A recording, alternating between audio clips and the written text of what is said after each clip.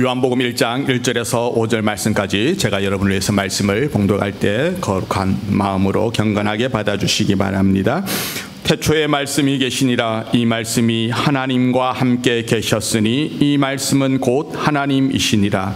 그가 태초에 하나님과 함께 계셨고 만물이 그로 말미암아 지은 바 되었으니 지은 것이 하나도 그가 없이는 된 것이 없느니라. 그 안에 생명이 있었으니 이 생명은 사람들의 빛이라. 빛이 어둠에 비치되 어둠이 깨닫지 못하더라. 아멘. 할렐루야. 오늘 또 여러분 주의 이름으로 사랑하고 축복합니다. 우리 앞뒤 좌우로 인사하실까요? 잘 오셨습니다. 오늘도 은혜 받으시기 바랍니다.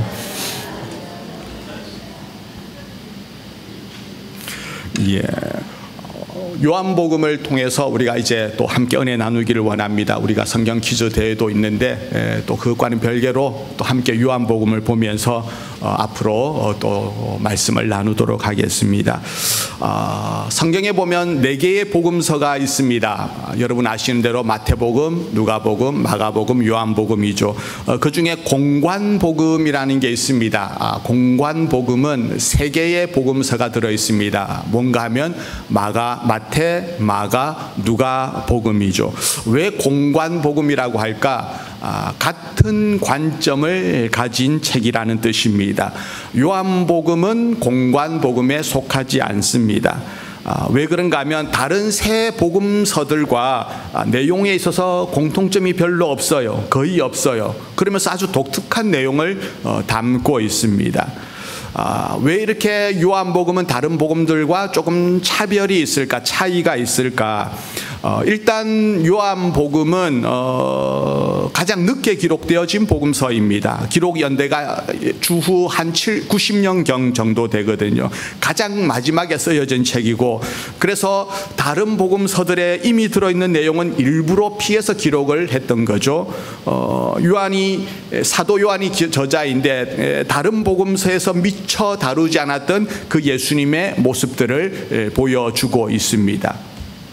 그러면 예수님에 관한 복음서가, 예수님에 관한 기록들이 많은데 왜 4권씩이나 굳이 필요할까? 한 권만 하면 되지 않을까요? 그만큼 우리가 예수님을 정확하게 아는 것이 중요하기 때문입니다. 우리의 시각은 조금 편협해가지고요, 한쪽으로만 치우치기가 쉽습니다. 예수님도 우리가 원하는 대로만, 내가 보는 대로만 이해를 하고 바라보는 경향이 있습니다. 그래서 하나님께서는 이 4개의 다른 복음서들, 다른 시각으로 예수님을 볼 수 있도록, 그래서 예수님을 보다 정확히 바르게 알도록 해주셨다는 것입니다. 그 중에서도 이 요한복음이야말로 하나님께서 신구약 전체를 종합하기 위해서 우리에게 주신 책이라고 해도 과언이 아닙니다. 수천 년에 걸쳐서 구약에서부터 요한계시록까지 걸쳐서 계시해 주신 말씀이 이 요한복음 한 권 안에 정말 아주 순수하게 압축이 되어 있다고, 요약이 되었다고 볼 수가 있습니다. 그래서 요한복음을 잘 이해하는 것은 우리가 믿는 그 기독교 신앙을 가장 잘 이해하는 지름길이기도 합니다. 이 요한복음이 다른 복음서와 구별되는 특징 중에 한 가지가, 중요한 특징이 뭐냐면은 요한복음은 예수님의 신성을 아주 중점적으로 잘 보여주고 있습니다. 예수님에게는 2가지의 성품이 있습니다. 하나는 그리스도의 그 인성이고 사람의 성품을 가지고 계신 거죠. 즉 예수님은 사람이시라는 겁니다. 예수님은 이 땅에 육신을 입고 오셔서 우리의 같은 아픔과 슬픔을 느끼고 배고픔을 느끼며 살아가셨습니다. 예수님은 결코 영적인 존재나 귀신이 아니라 사람으로 오셨습니다. 안 먹으면 배가 고프고, 잠을 못 자면 졸리고, 맞으면 고통을 느끼는 그런 우리와 똑같은 육체적인 능력을 가지고 오신 분이십니다. 그런데 또 동시에 예수님은 어떤 성품을 가지고 계시는가? 신성을 가지셨어요. 하나님의 성품을 가지고 계십니다. 곧 오늘 말씀을 통해서 알 수 있는데 예수님은 하나님이시라는 것을 보여주는 그런 책이 바로 요한복음입니다.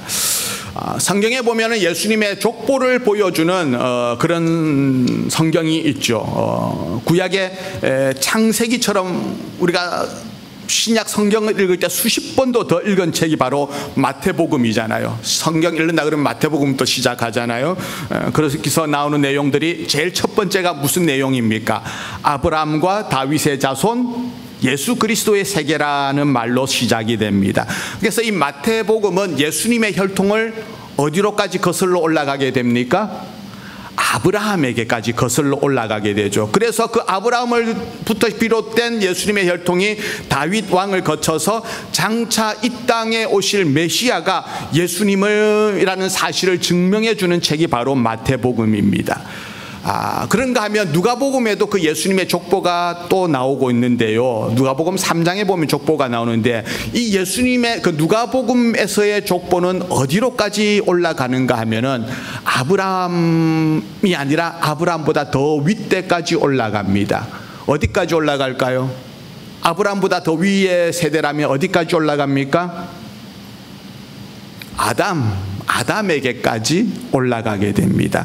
그래서 예수님의 족보를 아브라함을 넘어서 더 이전에 첫 번째 사람인 아담에게까지 올라가게 되고, 그런데 요한복음에서는 이 예수님의 족보라면 족보라고 할 수 있고 근원이라고 할 수가 있는데 그 근원을 어디로까지 올라가는가 하면 말씀으로까지, 로고스라고 하는 그 말씀으로까지 올라가게 됩니다. 그래서 이런 관점에서 보게 되면은요, 마태복음은 유대적인 그런 관점의 책입니다. 누가복음은 그러면 어떤 관점이겠습니까?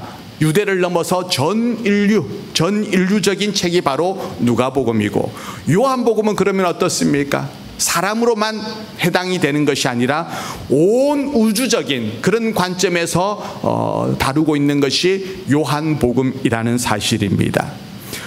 요한복음을 원래 맨 처음 기록한 사람은 사도 요한인데, 이 사도 요한은 원래 누구의 제자였습니까? 세례 요한의 제자였죠. 그러다가 어부였던 형제 야고보와 함께 예수님의 제자가 됩니다. 이 요한이 가장 어린 나이의 제자였는데 또 한편으로는 예수님의 사랑을 가장 많이 받은 제자이기도 합니다. 성경에 보면 예수가 사랑하시는 제자라는 표현이 나오는데 바로 요한을 얘기하는 거죠.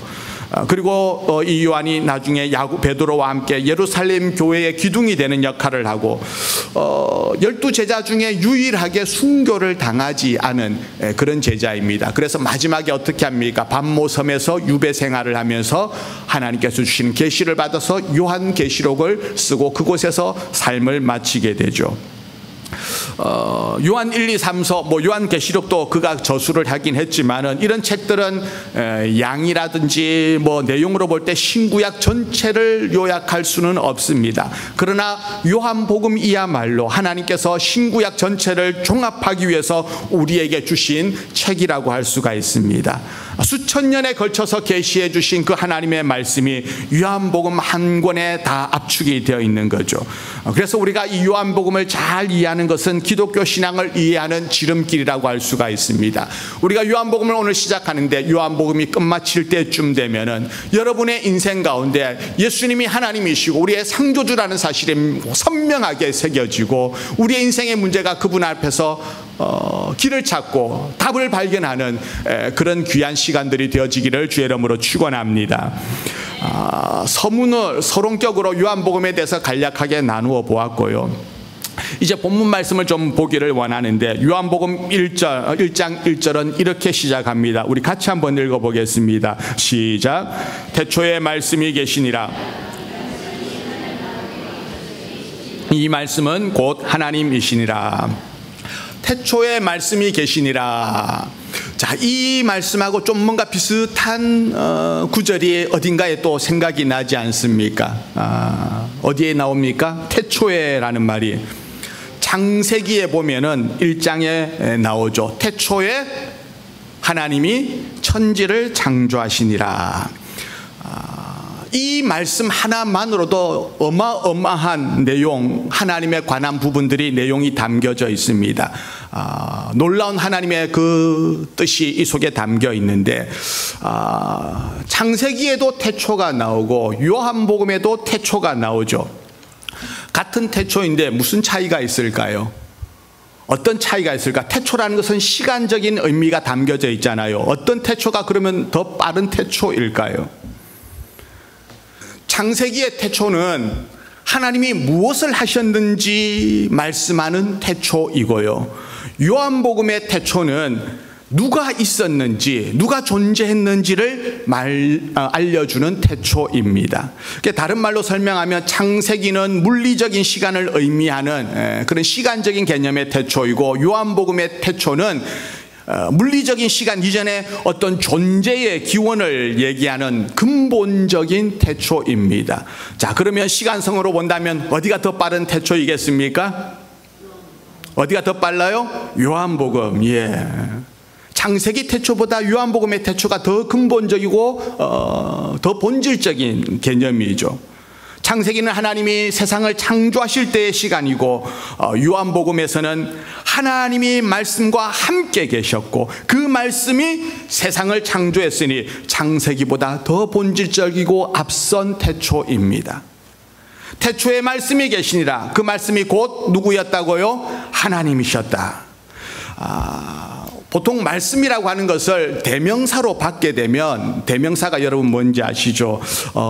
대명사가 몇 가지 종류가 있는데 인칭 대명사가 있고 또 사물을 지칭하는 대명사가 있습니다. 인칭 대명사는 그, 그녀 이런 것이고, 사물은 뭐라고 합니까? 그것. 이렇게 대명사 받는 표현이죠. 그러면 말씀을 그 대명사로 쓰게 되면 일반적으로 어떻게 써야 될까? 그것으로 표현을 해야 되는데, 2절 말씀에 뭐라고 되어 있는가? 2절 같이 읽어볼까요? 시작. 그가 태초에 하나님과 함께 계셨고, 말씀이 하나님과 함께 썼는데 또 2절에는 그가 하나님과 계셨다라고 되어 있어요. 그러니까 말씀을 뭐로 표현했어요? 그가. 그는 뭐라고요? 사람을 가르치는 인칭 대명사라는 겁니다. 3절에도 계속해서 말씀을 또 이렇게 표현합니다. 또 함께 읽습니다. 시작.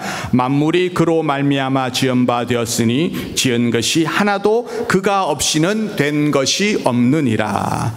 14절 말씀에 결정적으로 그 말씀이 누구인가 단서를 알려주고 있습니다. 14절 읽어봅니다. 시작. 말씀이 육신이 되어 우리 가운데 거하심에 우리가 그의 영광을 보니 아버지의 독생자의 영광이요 은혜와 진리가 충만하더라. 말씀이 육신이 되어 우리 가운데 오셨습니다. 이 말씀이 육신이 되어 이 땅에 오신 분이 누구십니까? 누구세요? 예수 그리스도. 아멘. 태초에 말씀이 있었고 이 말씀이 곧 하나님이시고, 그리고 그 말씀이 육신이 되어서 오신 분이 바로 예수 그리스도라는 것입니다. 그래서 1절에 말씀이 곧 예수님, 예수님이 곧 말씀. 오늘 설교 제목이 뭔지 여러분 주보 보셨습니까? 설교가 뭐예요? 말씀이신 예수님, 예수님이신 말씀, 말씀과 예수님이 동격이라는 거죠. 그래서 1절 말씀을 다시 한번 비춰주실 적에 1절 한번 다시 비춰주시겠습니까? 말씀이 예수님이라고 그랬잖아요. 말씀이 나오는 부분을 예수님으로 바꾸어서 한번 읽어보시기 바랍니다. 함께 읽어봅니다. 시작. 태초에 예수님이 계시니라.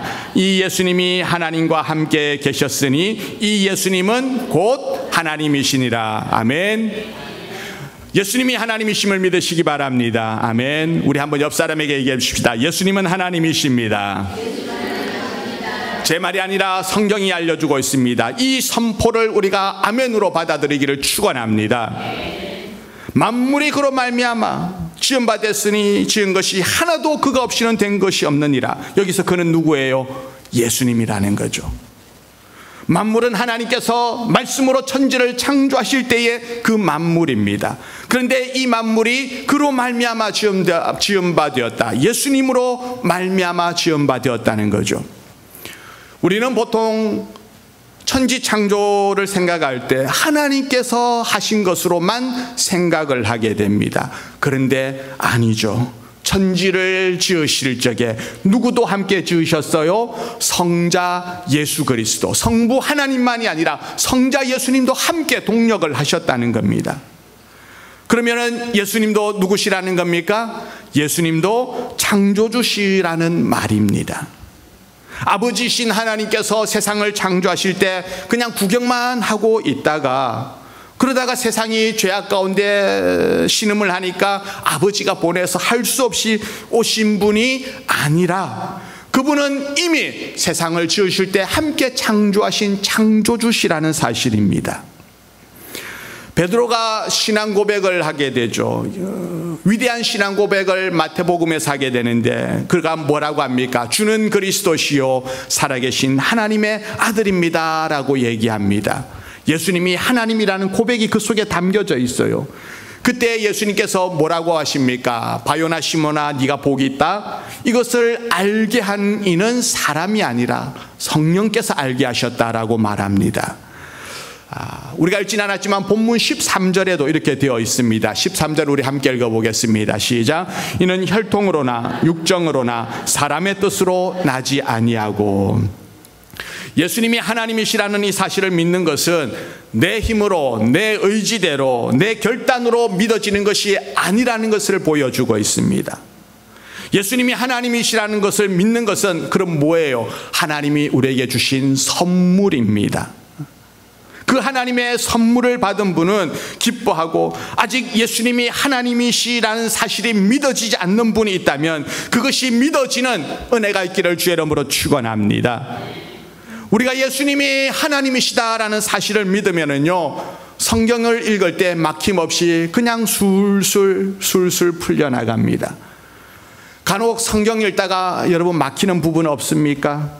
막히는 경우가 있어요. 이해가 안 가는 부분이 있어요. 주로 기적이 나오는 장면에서, 죽은 나사로가 살아나는 장면에서 막히고, 병자들이 말씀 한마디로 치유되는 것에서 막히고, 오병이어로 5,000명을 먹이는 장면에서 막히고, 예수님의 동정녀 탄생에서 막히고, 그런 부분을 읽을 때마다 어쩌면 처음에는 속으로 드는 생각, 이거 믿어야 돼 말아야 돼. 막히는 부분이 한두 군데가 아니에요. 성경에 이런저런 이런 기적 같은 이야기, 말도 안 되는 얘기 다 빼버리고 그냥 교훈적인 말만 담아도 참 좋을 텐데, 죽은 사람이 살아난다니 이거 참 믿기 어렵네. 이거 믿어야 돼 말아야 돼.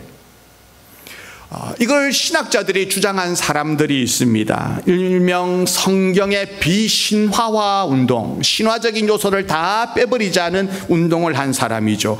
대표적인 신학자가 볼트만이라는 아주 유명한 신학자인데요.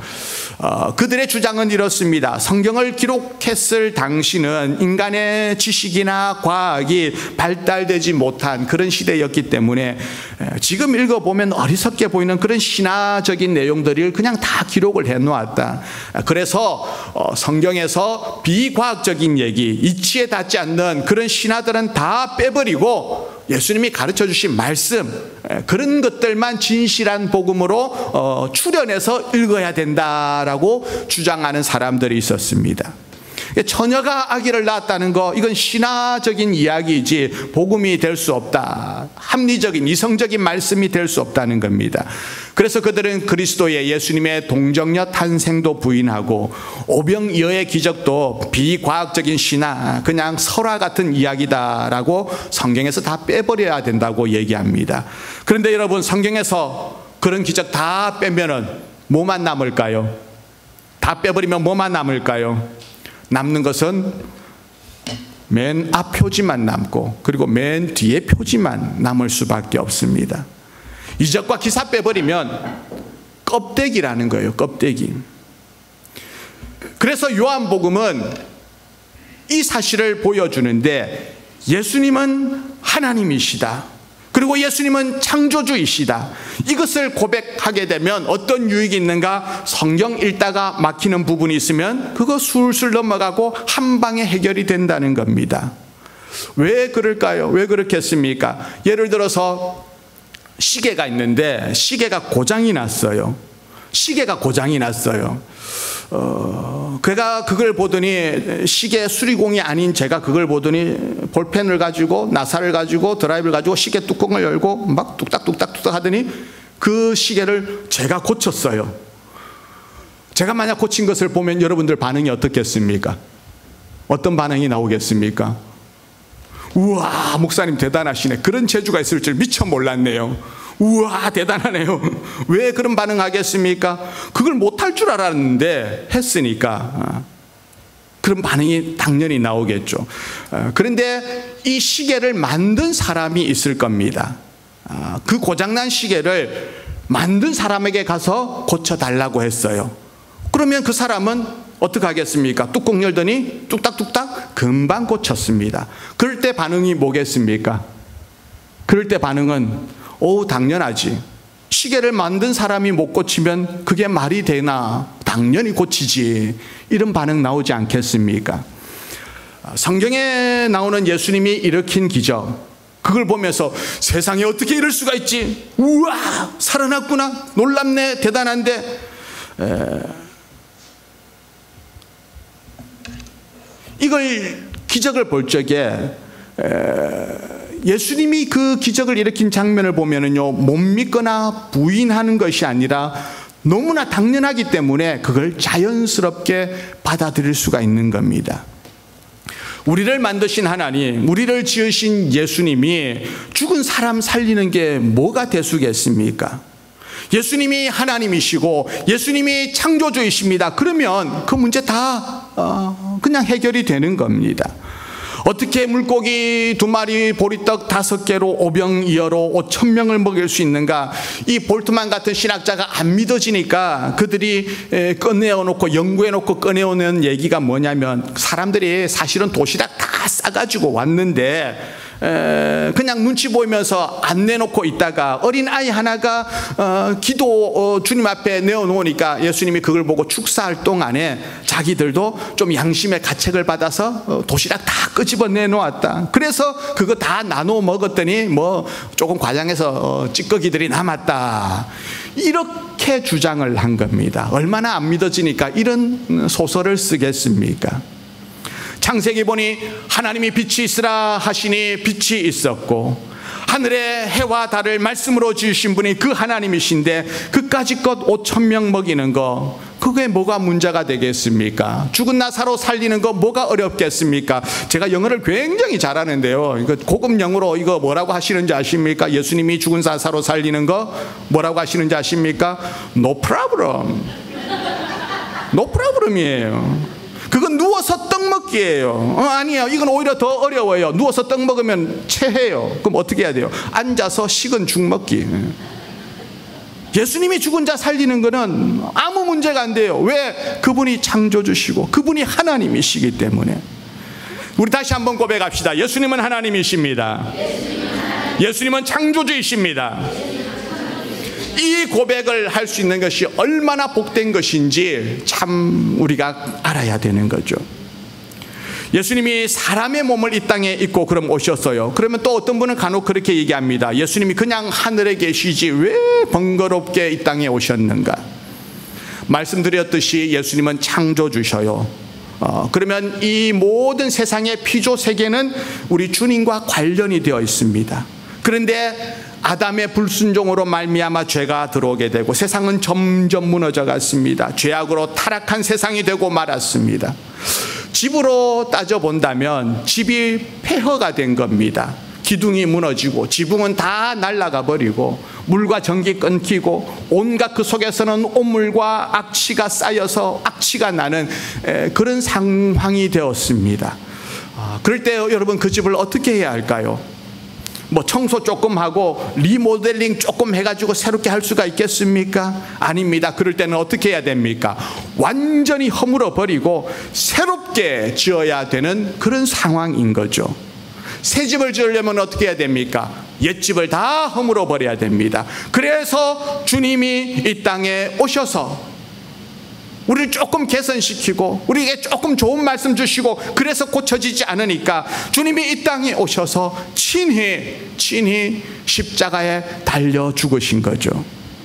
인류의 구원을 위해 보내심을 받은 분이 바로 예수 그리스도십니다. 그런데 이분이 하나님이 아니시면 인류를 구원하실 수가 없습니다. 왜요? 모든 인간은 죄로 말미암아 다 타락한 죄인이 되었습니다. 그러니 죄인이 죄인을 구원할 수가 있습니까? 너도 죄인이고 나도 죄인인데 누가 누구를 구원하겠습니까? 예수님이 아무리 놀라운 기적을 행하시더라도 하나님이 아니시고 다만 사람일 뿐이라면 그는 우리와 똑같은 죄인일 뿐, 그는 구주의 구원자의 자격이 없는 거죠. 그래서 예수님께서는 세상에 2000년 전에 이 땅에 오시기 전에 세상에 창조하시기 이전부터 존재하셨다고 요한복음은 그 시작에서 강력하게 예수님의 그 신성을 선포하고 있는 것입니다. 그리스도께서 동정녀의 몸에서 태어나신 일에 대해 성경이 그토록 중요하게 여기는 이유는 그는 아담의 육신적인 자녀가 아니기 때문에 구원의 역사가 가능하다는 것을 보여주는 결정적인 증거입니다. 예수님은 창조주셔요. 하나님이 태초에 천지를 창조하셨을 때 창조주이시기도 하고, 그런 물질 문명을 세계를 창조한 이야기가 바로 창세기에 나오는 것이고, 요한복음은 예수님의 창조의 이야기인데 새로운 창조, 제2의 창세기, 완전히 폐허가 된 우리 인생을, 우리 집을 다 허물어버리고 새로 집을 짓는 그런 제2의 창조의 이야기가 바로 요한복음이고 예수님이 오신 사건이라는 것입니다. 예수님이 이 땅에 오셔서 하신 일들은 조금 더 낫게 변화시키고 조금 더 개선시키고 하는 것이 아니라 과거와 완전히 단절하고 새롭게 출발하는 새로운 창조의 시작입니다. 그래서 예수님을 이 땅에 오신 그 기점으로 인해서 뭐가 바뀝니까? 연도를 표기하는 방식이 바뀌죠. BC는 뭡니까?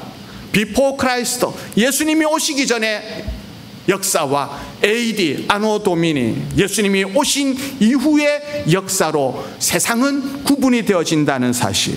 그래서 예수님 전과 예수님이 후가 다른 것, 예수님이 새로운 창조를 하셨다는 사실을 믿으시기를 바랍니다.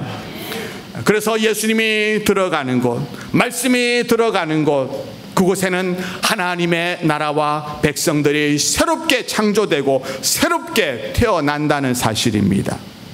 4절 말씀, 5절 말씀 우리 함께 다시 읽습니다. 시작. 그 안에 생명이 있었으니 빛이 어둠에 비치되 어둠이 깨닫지 못하더라. 그 안에 생명이 있었다. 예수님 안에 생명이 있었다는 겁니다. 이 생명은 사람들의 빛이라. 생명이신 예수님이 내 안에 들어오게 되면 우리가 어떤 현상이 일어나게 될까요? 빛 대신 예수님이 우리에게 들어오게 되면 우리 삶 가운데도 빛이 나는 줄 믿으시기를 바랍니다. 우리 얼굴에서 광채가 나고 빛이 난다는 겁니다.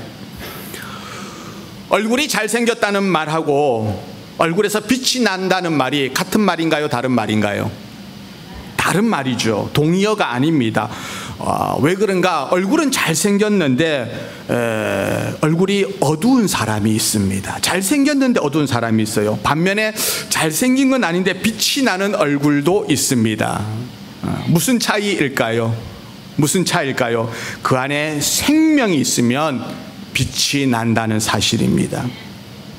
여러분의 얼굴이 지금 빛이 나십니까? 빛이 안 나셔요? 빛이 나세요? 옆 사람 한번 보세요. 얼굴에 빛이 나는가? 눈이 부시지 않습니까? 눈이 부십니다. 얘기해 주세요. 눈 부십니다. 왜 눈이 부실까요? 내 안에 생명이 있을 때 예수의 그 생명이, 빛이 얼굴을 통해서 드러나는 겁니다. 스데반이 순교를 당할 적에 그의 얼굴이 뭐라고 그랬습니까? 천사와 같이 빛이 났다고 했습니다. 모세가 시내산에서 말씀을 받아 내려올 적에 그 얼굴에 광채가 났습니다. 얼마나 밝았든지 수건으로 얼굴을 가려야 할 정도였습니다. 우리의 얼굴이 피부 색깔이 하얗고 또는 누렇고 검고 이게 중요한 게 아닙니다. 얼굴 환하게 하얗게 밝게 하라고 하니까 그러면은 파운데이션을 몇 호를 써야 되나? 18호를 쓸까? 20호를 쓰지 말고 18호를 써. 그러면 얼굴이 밝아져. 여러분, 이게 중요한 것이 아니라 그 안에 생명이 있음으로 말미암아 그 얼굴에서 빛이 난다는 사실. 하나님은 빛을 제일 먼저 창조하셨죠. 그리고 그 빛에 의해서 새로운 생명들이, 만물들이 살아가게 되는 겁니다. 생명이 존재하기 위해서 뭐가 필요할까요? 물도 필요하고 공기도 필요하고 땅도 필요하지만 그 중에 가장 우선이 되는 것은 바로 빛이라는 것입니다. 생명의 근원은 빛이에요. 빛이 없는 곳은 어떤 현상이 일어납니까? 어둡고요, 습하고요, 곰팡이가 피고 벌레들이 막 살아가는. 집이 있으면 집에 백야드가 있잖아요.